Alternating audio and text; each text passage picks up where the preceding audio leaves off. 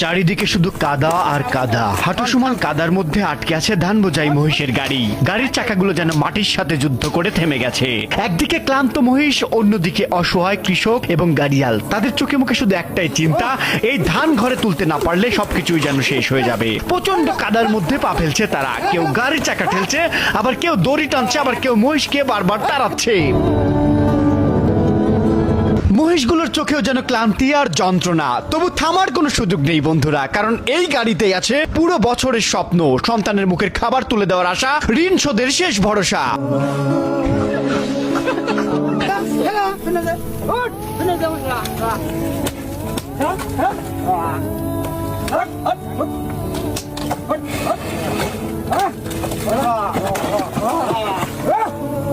সারা মাঠ জুড়ে সবুজ আর সোনালী ধানের সমুদ্র, আর সেই সমুদ্রের মাঝখানে ছোট্ট একটি নালা। দেখতে ছোট হলেও এই নালা যেন হাজার হাজার কৃষকের জীবনের সেতু।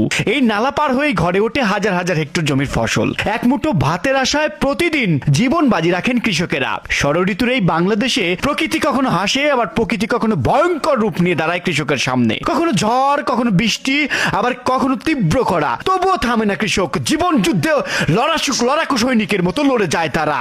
এখন বৈশাখ জ্যৈষ্ঠ মাস চলছে, বড়বিল অঞ্চলে চলছে ধান কাটার উৎসব। কখনো কালো মেঘে ঢেকে যাচ্ছে পুরো আকাশ, কখনো মুহূর্তেই নেমে আসে প্রবল বৃষ্টি। আবার সেই বৃষ্টি থামাতেই প্রচন্ড রোদ নিয়ে হাজার হাজার কৃষক নেমে পড়েছেন মাঠে, কারণ তারা জানে একটু দেরি মানেই বছরের কষ্ট পানিতে ভেসে যাওয়ার সম্ভাবনা থাকবে।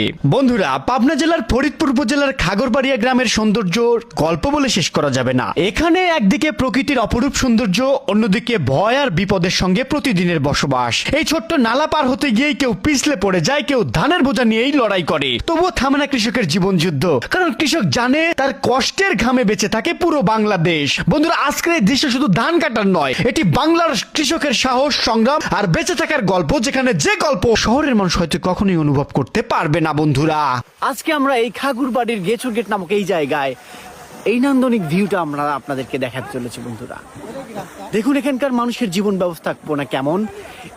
এখানকার মানুষ প্রতিদিন সকাল হলেই সংগ্রাম শুরু হয়, তাদের যুদ্ধ শুরু হয়।